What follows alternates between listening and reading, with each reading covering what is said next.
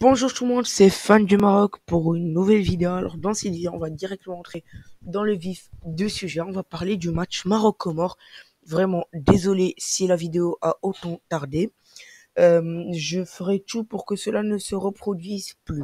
Alors, déjà pour le Maroc-Comores, je pense qu'on est bien tous d'accord. Niveau défensif, on était au top. C'est vrai que le Maroc, il était très solide défensivement. Les Comores n'ont même pas eu une seule occasion de tir cadré. Ben, c'était la seule. D'ailleurs, donc défensivement, on était vraiment pas mal. Surtout qu'il y avait une grande cohésion d'équipe, pardon, dans cette organisation défensive, parce que c'est les mêmes joueurs qui jouent match après match. T'as Hakimi, Seyss, Aguerd et Messina, donc il n'y a jamais de surprise. Du coup, ces joueurs, ils sont vraiment cohérents. Alors, mis à part quelques petites fautes de Adam Messina ou encore Sofiane Amrabat, c'était juste excellent, on va pas se mentir. Après, donc, niveau milieu, c'était aussi pas mal. On avait des bons joueurs. Dans la dernière vidéo, j'avais dit que Mlah, j'aimerais pas du tout qu'il soit dans cette équipe. Pardon, qu'il soit titularisé pour ce match. Par contre, on a vu, il a fait un excellent match. Alors pourquoi j'ai dit ça? J'ai dit ça et je le redis. C'est parce que Mlah, c'est quelqu'un qui n'est pas vraiment stable. Il peut te faire un match contre le Real Madrid ou le champion d'Europe Chelsea et il te gagne 3-0 et c'est lui qui marque les 3 buts. Et le match d'après, tu joues contre une équipe de deuxième division de Ouadhdou, je sais pas quoi, et il te fait un match catastrophique. Du coup, c'est pour ça que j'aime pas trop faire confiance à Mlah. Et d'ailleurs, il nous l'a prouvé dans ce match. Parce que quand il a marqué le premier but, alors on s'est dit, Amlah est de retour, The King is back.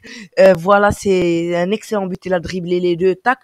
Mais après, on s'est dit, ça y est, c'est fini, son match, c'est Selina. Ça y est, il a marqué ton but, ça y est, après on l'a plus revu.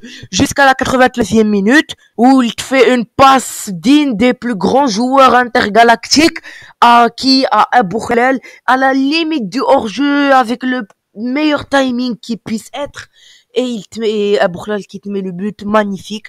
Alors là, comme j'ai dit, très instable, on s'est dit ça y est, c'est fini, et là il revient avec une excellente passe décisive.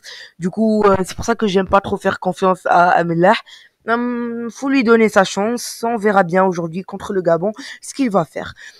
Niveau offensivement, alors là, il y a beaucoup de lacunes parce que quand t'as le Maroc qui tire 19 fois au but et qui te marque seulement 2 buts, c'est qu'il y a un problème. Parce que quand là, t'as Bourlel, c'est un spécimen, c'est un joueur très spécial. Parce qu'il est meilleur quand il a pas le ballon que quand il l'a. On l'a vu dans le match contre le Ghana, c'est lui qui a provoqué le cafouillage, je sais pas comment on l'appelle, pour que Bouffel marque le but.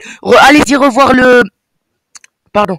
Allez-y revoir le résumé du match. Si vous voyez bien, ben c'est Bourlet qui a perdu le ballon. La balle a rebondi sur le joueur du Ghana et puis Bouffel l'a repris et l'a marqué. Donc voilà, il est meilleur quand il a le ballon que quand il l'a pas.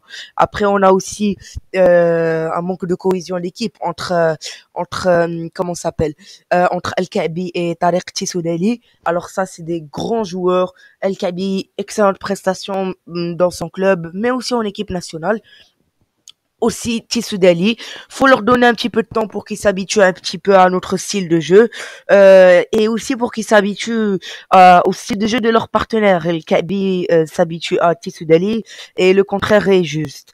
Après, donc si on a vu des occasions ratées de la part de El Kaabi, c'est parce que Ryan Maillet n'était pas là. Et comme j'ai dit, un manque de cohésion. Parce que El Kaabi et Ryan Maillet, c'est comme si tu disais le pouce et le majeur dans les doigts de la main. Parce que si l'un n'est pas là, l'autre il sert plus à rien. Du coup là, faut retrouver un autre remplaçant un petit peu la cohésion d'équipe, comme je l'ai dit, entre Tissoudali et El Kaabi pour avoir des solutions en attaque. Après donc sur le reste, on était vraiment impeccable, malgré qu'on a raté beaucoup d'occasions.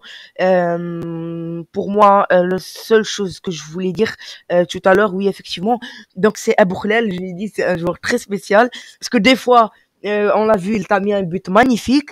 Des fois, quand il a pas le ballon, il est meilleur que quand il a le ballon.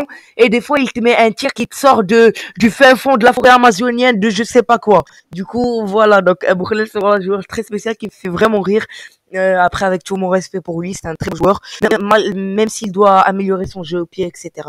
C'était tout pour aujourd'hui. Vidéo Maroc, Comores, débrayé après match, même si j'ai un peu tardé d'ailleurs. On fera d'autres vidéos, on va analyser les autres matchs le match de l'Algérie, etc. À ceci, je vous dis au revoir, abonnez-vous à la chaîne et ciao les amis.